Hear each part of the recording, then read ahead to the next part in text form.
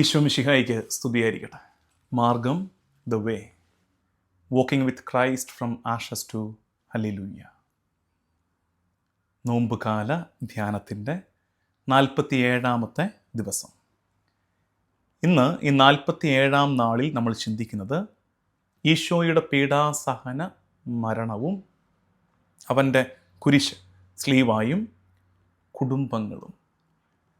കർത്താവ് കുടുംബങ്ങളെ റീഡിഫൈൻ ചെയ്യുന്ന മൊമെൻ്റാണ്. കുടുംബത്തെ, ദ കൺസെപ്റ്റ് ഓഫ് ഫാമിലിയെ റീഡിഫൈൻ ചെയ്ത മൊമെൻ്റാണ് കുരിശ്. മുറിവേറ്റ ബന്ധങ്ങൾക്ക് കർത്താവ് സൗഖ്യം കൊടുത്ത നേരമാണ് കുരിശ്. ഇന്നത്തെ നമ്മുടെ ധ്യാനം അതിനെക്കുറിച്ചാണ്. അപ്പോൾ ധ്യാനത്തിലേക്ക് പ്രവേശിക്കുന്നതിന് മുമ്പ് ഇപ്പോൾ നിങ്ങൾക്ക് ശീലമായി തുടങ്ങിയിരിക്കുന്ന ഒരല്പം ഇൻട്രൊഡക്ഷനിലേക്ക്, ഒരല്പം അറിയിപ്പിലേക്കൊക്കെ പോട്ടെ. പ്രധാനപ്പെട്ട അറിയിപ്പ്, പ്രിയമുള്ളവരെ, ഈ 3 ദിവസങ്ങൾ, പെസഹ വ്യാഴം, പീഠാനുഭവ വെള്ളി, തിരുവുത്ഥാനം, ഈ 3 ദിവസം സജീവമായി നിങ്ങളുടെ ഇടവക ദേവാലയത്തോട് ചേർന്ന് നിന്ന് തിരുക്കർമ്മങ്ങളിൽ പങ്കെടുക്കണം. ദൈവത്തിൻ്റെ കൃപ അണപൊട്ടി ഒഴുകുന്ന ദിവസങ്ങളാണ് ഇത്.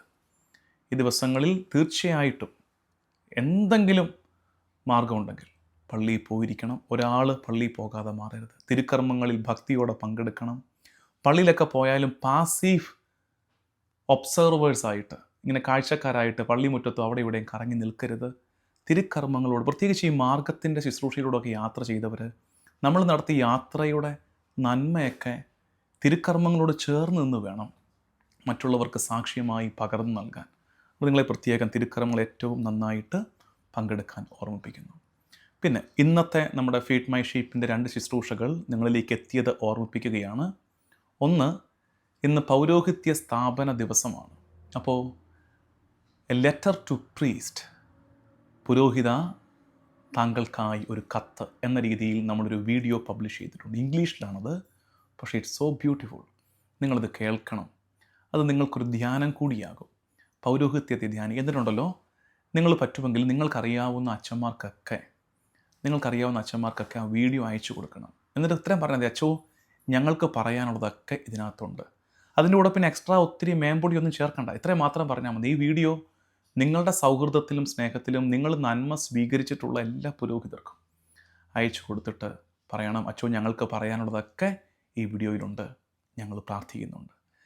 ആ പുരോഹിതർക്ക് അത് വലിയൊരു ഉറപ്പായിരിക്കും, വലിയൊരു പിന്തുണയായിരിക്കും. നിങ്ങൾ നൽകുന്നുണ്ട്. ആ വീഡിയോ ചാനലിൽ നിന്ന് എടുക്കണം. ലേറ്റസ്റ്റ് വീഡിയോസിൽ കിടപ്പുണ്ടത്, അത് തപ്പിയെടുത്ത് അവർക്ക് അയച്ചു കൊടുക്കണം.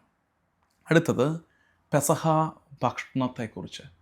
നമ്മുടെ കുടുംബങ്ങളുടെ ശീലമായ പെസഹ അപ്പം, പെസഹ പാല്, അതിൻ്റെ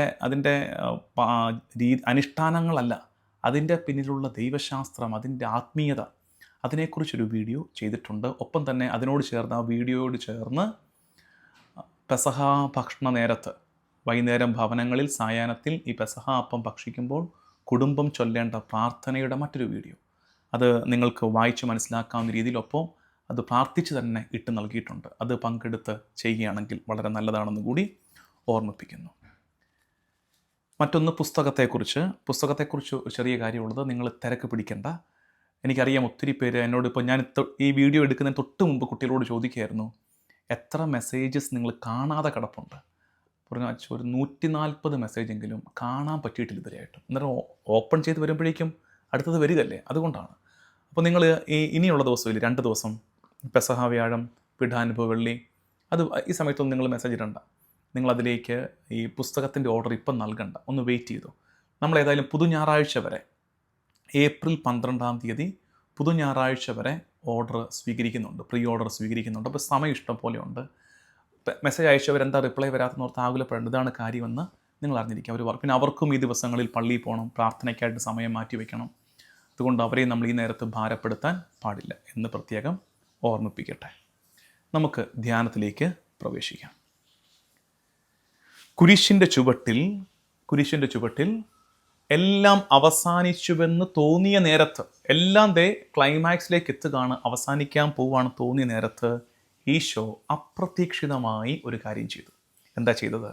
കർത്താവ് അവിടെ ഒരു കുടുംബത്തെ രൂപപ്പെടുത്തി, ഒരു കുടുംബത്തിന് രൂപം കൊടുത്തു.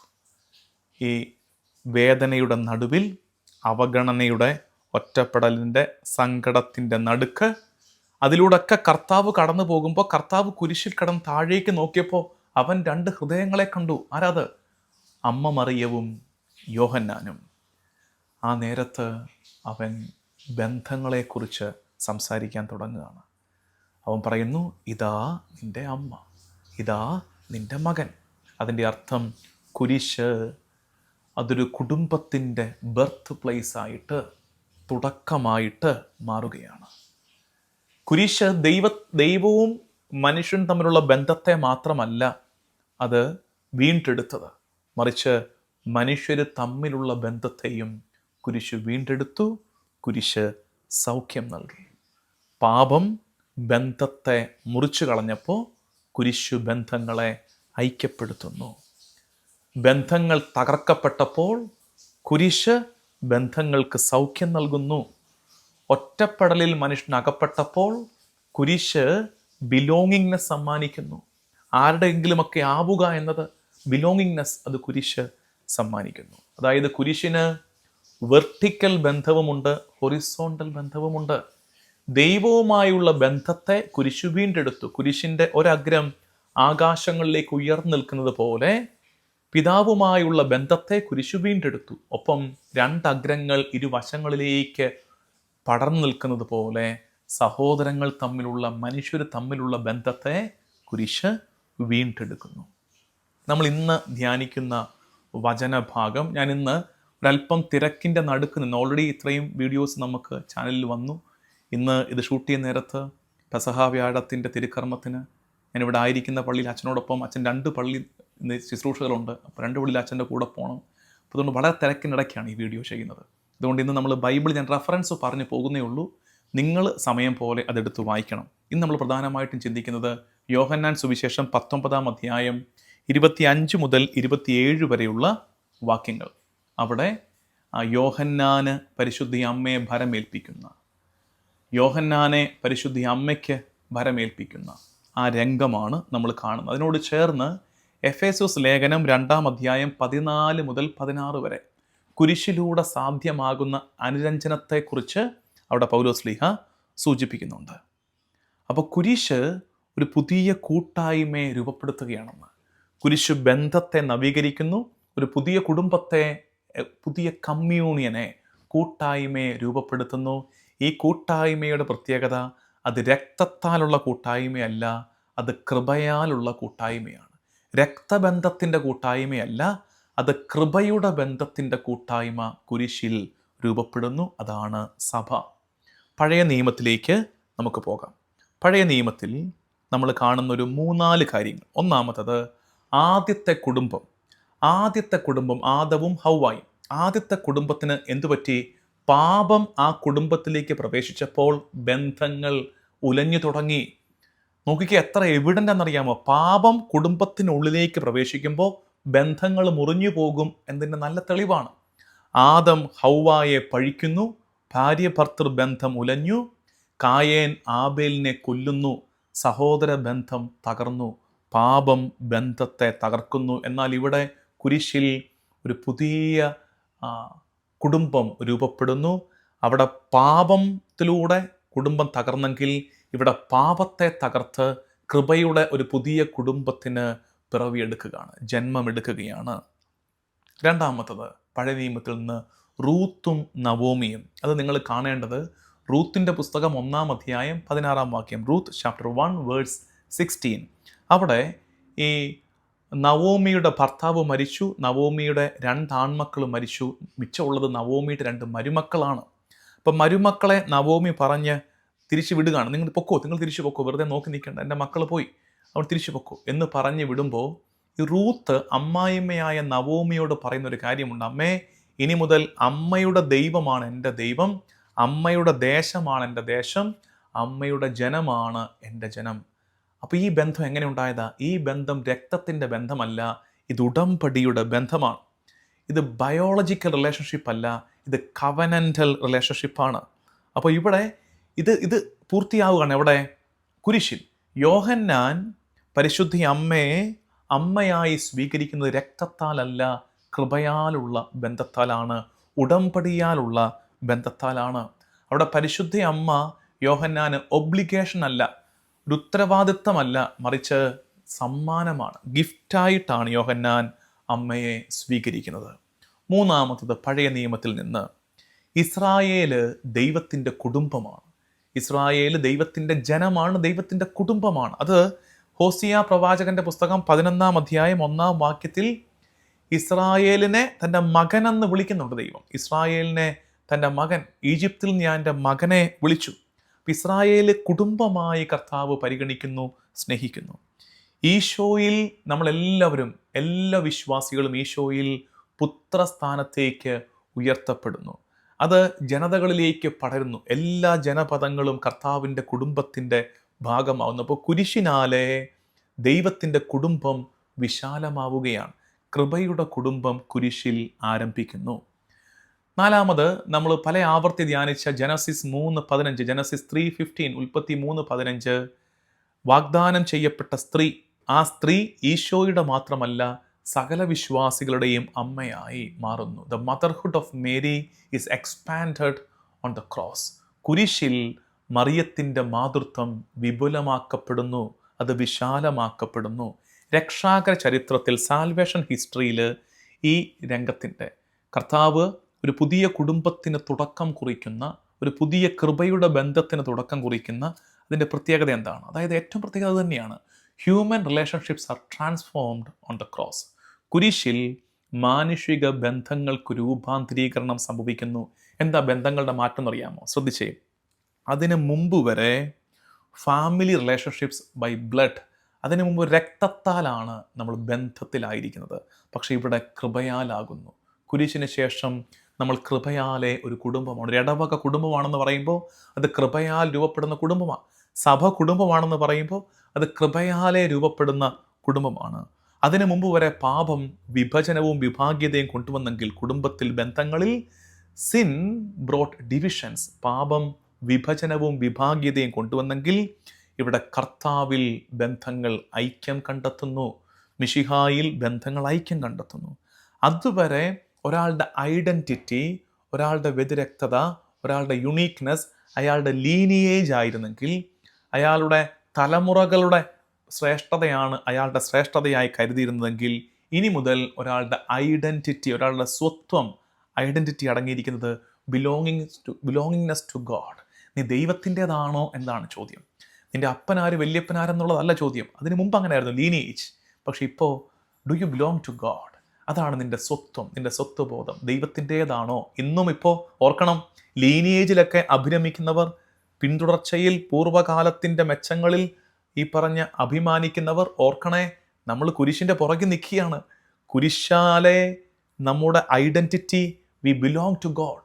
ദൈവത്തിലാണ് നമ്മൾ, ദൈവത്തിൻ്റെതാണ് നമ്മൾ. എന്താണ് നമ്മുടെ ഏറ്റവും വലിയ ക്വാളിറ്റി? ഐഡൻറ്റിറ്റി. കുരിശിൽ Mariyam, she becomes mother of church. സഭയുടെ അമ്മയായി അവൾ മാറുകയാണ്. സഭയുടെ അമ്മയായി അവൾ മാറുന്നു. യോഹന്നാൻ സഭയുടെ പ്രതിനിധിയായിട്ട് നിൽക്കുന്നു. സഭ എന്ന പുതിയ കുടുംബം കുരിശിൻ്റെ ചുവട്ടിൽ രൂപപ്പെടുന്നു. അപ്പോൾ മനസ്സിലാക്കണം, സഭ ഒരു കേവല ഓർഗനൈസേഷൻ ഒന്നും അല്ല. പല സ്ഥലങ്ങളിൽ ഇപ്പോൾ അത്തരം തെറ്റിദ്ധാരണയുണ്ട്. യെറ്റ് അനദർ അസോസിയേഷനാണ് ഇടവക സഭ എന്നൊരു വിചാരമുണ്ട്. സംഘടന അല്ലത്, ഇത് അസോസിയേഷൻ അല്ലത്. ഇത് കുരിശിൻ്റെ കീഴെ രൂപപ്പെട്ടൊരു കുടുംബമാണ്. കൃപയുടെ കുടുംബത്തിൻ്റെ പേരാണ് സഭ. Every Christian relationship should flow from Christ. എല്ലാ ക്രിസ്തീയ ബന്ധങ്ങളും തുടക്കം കണ്ടെത്തേണ്ടത്, ഉറവ കണ്ടെത്തേണ്ടത് കർത്താവിലും കർത്താവിൻ്റെ കുരിശിലുമാണ്. പിതാക്കന്മാർ ഇതിനെക്കുറിച്ച് പറയുന്നത്, അഗസ്തിനോസ് പുണ്യാളൻ ഇതിനെക്കുറിച്ച് പറയുന്നു, പരിശുദ്ധ അമ്മ Mary, she is the mother of the head. അവൾ ശിരസിൻ്റെ അമ്മയാണെങ്കിൽ ഉടലിൻ്റെ അമ്മയും അവൾ തന്നെയാണ്. മിശിഹ ശിരസും ശരീരം സഭയുമാണെങ്കിൽ ശിരസിൻ്റെ അമ്മയാണ് ആര്? മറിയം. അപ്പോൾ ശിരസിൻ്റെ അമ്മ ശരീരത്തിൻ്റെയും ഉടലിൻ്റെയും അമ്മയാണ്, സഭയുടെ അമ്മയാണ്, സകല വിശ്വാസികളുടെയും അമ്മയാണ് മറിയം. ക്രിസോസ്റ്റോം പിതാവ് പറയുന്നു, ഈശോ കുരിശിലും ബന്ധങ്ങൾ രൂപപ്പെടുത്തുകയാണ്. കുരിശിൽ ബന്ധങ്ങൾ Christ forms relationships even in cross. കുരിശിൽ കിടന്നുകൊണ്ടും അവൻ ബന്ധങ്ങൾക്ക് തുടക്കമിടുന്നു. അതായത് കുരിശ് ഒറ്റപ്പെടലിൻ്റെ ഇടമല്ല, അത് കൂട്ടായ്മയുടെ ഇടമാണ്. കുരിശ് മനുഷ്യനും ദൈവവും തമ്മിൽ കൂട്ടായ്മ കണ്ടെത്തിയ ഇടം, മനുഷ്യർ തമ്മിൽ കൂട്ടായ്മ കണ്ടെത്തുന്ന ഇടം. കുരിശ് ഒറ്റപ്പെടലല്ല, കുരിശ് കൂട്ടായ്മയാണ്. ഇരണേവൂസ് പിതാവ് പറയുന്നു, at cross Mary's motherhood becomes universal. കുരിശിൻ്റെ ചുവട്ടിൽ മറിയത്തിൻ്റെ മാതൃത്വം സാർവത്രികമായിട്ട് മാറുന്നു. സെയിൻറ്റ് ബെർണാഡ് ഓഫ് ക്ലെയർവോക്സിൻ്റെതാണ് സുന്ദരമായ ഒരു പറച്ചിൽ. അത് ഞാൻ അതുപോലെ തന്നെ പറയാം, അത് ശ്രദ്ധിക്കുക, പറ്റുന്നവരത് കമൻറ്റ് ചെയ്തിടുകയും ചെയ്യുക. ഇങ്ങനെയാണത്: ഷീ സഫേഴ്സ് വിത്ത് ക്രൈസ്റ്റ്. ആര്? Mariyam. She സഫേഴ്സ് with Christ and in that suffering she becomes mother to all who Zafar. അവൾ കുരിശിൽ മിശിഹായോടൊപ്പം സഹിക്കുന്നു. ആ സഹനത്താലെ അവൾ സഹിക്കുന്ന എല്ലാവരുടെയും മാതാവായി മാറുന്നു. എന്തൊരു പറച്ചിലാണ്! കുരിശിൽ അവൾ മിശിഹായോടൊപ്പം സഹിക്കുന്നു. ആ സഹനത്താലെ അവൾ ഇനി മുതൽ സഹിക്കുന്നവരുടെ എല്ലാം അമ്മയായി മാറുന്നു. സഹനത്തിലൂടെ കടന്നു പോകുന്നവർക്ക് മറിയം അമ്മയാണ്. നമുക്കൊരു കുടുംബമുണ്ട്, അത് മറിയത്തോട് ചേർന്ന് സഭയാകുന്ന കുടുംബമാണെന്ന് തിരിച്ചറിയണം. സഭയുടെ പഠിപ്പിൽ CCC 1655 to 1658 നമ്മൾ കാണുന്നത് കുടുംബത്തെ ഗാർഹിക സഭയായി അവതരിപ്പിക്കുന്നു. CCC 2204 തൊട്ട് 2206 വരെ നമ്മൾ കാണുന്നത് ക്രിസ്ത്യൻ ഫാമിലി റിഫ്ലെക്ട്സ് ട്രിനിറ്റി. ക്രിസ്തീയ കുടുംബങ്ങൾ ത്രിത്വത്തെ പ്രതിഫലിപ്പിക്കുന്ന ഇടമാകണം. ത്രിത്വത്തിൻ്റെ കൂട്ടായ്മയാണ് ക്രിസ്തീയ കുടുംബങ്ങളുടെ മോഡൽ. അതിൻ്റെ റിഫ്ലക്ഷനാണ് ഓരോ ക്രിസ്ത്യൻ ഫാമിലിയിലും നടക്കേണ്ടത്. കുടുംബം എന്നത് കേവലം ഒരു സാമൂഹിക ഘടകം മാത്രമല്ല. Don't think that family is just A social unit. മറിച്ച് അത് ദൈവിക കൂട്ടായ്മയുടെ പ്രതിഫലനത്തിൻ്റെ ഇടമാണ്. ത്രിത്വത്തിൻ്റെ കൂട്ടായ്മയുടെ, ദൈവവുമായി നമ്മളായിരിക്കുന്ന കൂട്ടായ്മയുടെ ഒക്കെ റിഫ്ലക്ഷൻ്റെ പ്രതിഫലനത്തിൻ്റെ ഇടമായി കുടുംബങ്ങൾ മാറണം. ജോൺ പോൾ രണ്ടാമൻ മാർപ്പാപ്പ ഫാമിലിയാരിസ് കൺസോർഷ്യോ കുടുംബത്തെക്കുറിച്ചുള്ള പിതാവിൻ്റെ പഠിപ്പീരാണ്. അതിൽ പറഞ്ഞിരിക്കുന്ന കാര്യം, family is wear love, forgiveness and faith R lived daily. സ്നേഹവും ക്ഷമയും വിശ്വാസവും അനുദിനം ജീവിക്കുന്ന ഇടമാകണം കുടുംബം.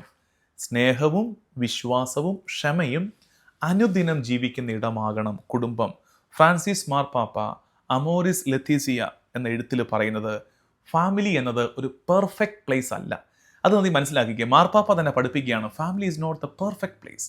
ഏറ്റവും പൂർണ്ണമായ സ്ഥലമായിട്ടൊന്നും കുടുംബത്തെ മനസ്സിലാക്കാതെ, അങ്ങനെ മനസ്സിലാക്കുമ്പോഴാണ് ഈ കലഹവും പ്രശ്നമൊക്കെ കൂടുന്നത്. കുടുംബം ഒരു പെർഫെക്റ്റ് പ്ലേസ് ഒന്നും അല്ല. പിന്നെ എങ്ങനെയാണ് മനസ്സിലാക്കേണ്ടത്? It is the journey of growth, healing and Mercy. ഇതൊരു യാത്രയാണ്. കുടുംബം എന്നത് തന്നെ ഒരു യാത്രയാണ്. നമ്മൾ ഒരുമിച്ച് വളരുന്നു, നമ്മൾ പരസ്പരം സൗഖ്യം നൽകുന്നു, പരസ്പരം കരുണ കാണിക്കുന്നു. Family is the journey of growth, healing and Mercy. നമുക്ക് പ്രാക്ടിക്കലായിട്ട് നമ്മുടെ അനുദിന ജീവിത വ്യാപാരങ്ങളിലേക്ക് വരാം. ഏറെ കുടുംബങ്ങൾ ഇന്ന് മുറിവേറ്റ കുടുംബങ്ങളുണ്ട്. കുരിശുമരണത്തിന് മുമ്പ് കുടുംബങ്ങളുടെ മനുഷ്യബന്ധങ്ങളുടെ അവസ്ഥ എന്തായിരുന്നു?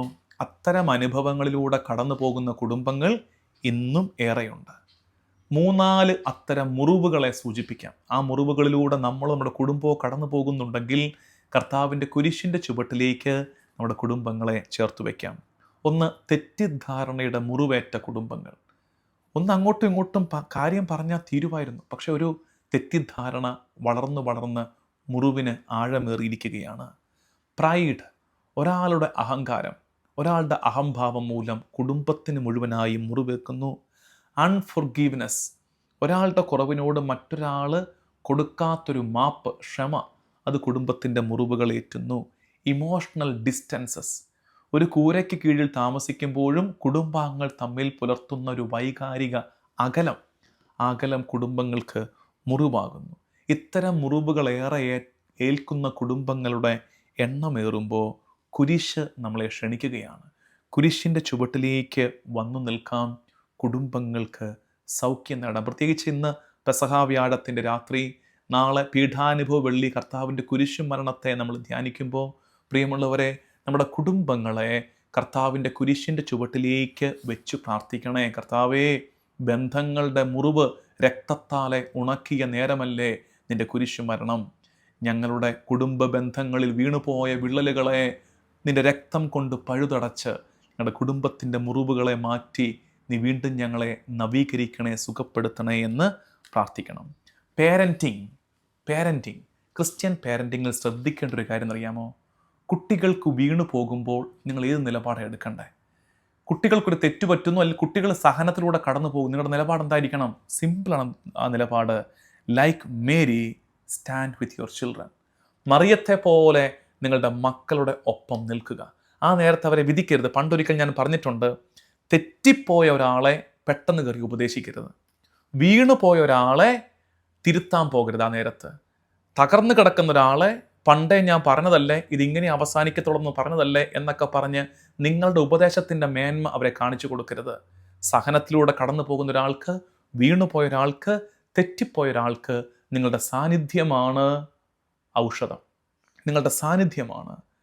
B with them like Mary stood with Jesus. മറിയം ഈശോയോടൊപ്പം നിന്നതുപോലെ ഇടറിപ്പോകുന്ന നമ്മുടെ മക്കളുടെ കൂടെ ഒന്ന് നിൽക്കേ കുറച്ചു നേരം. മെല്ലെ ബാക്കി നമുക്ക് സംസാരിക്കാം. ഇപ്പോൾ അവരുടെ കൂടെ നിൽക്ക്. Stand with your children in there suffering. നമ്മുടെ കുട്ടികൾക്ക് ജീവിതം അത്ര എളുപ്പമാണെന്ന് നിങ്ങൾ ധരിക്കരുത് കേട്ടോ.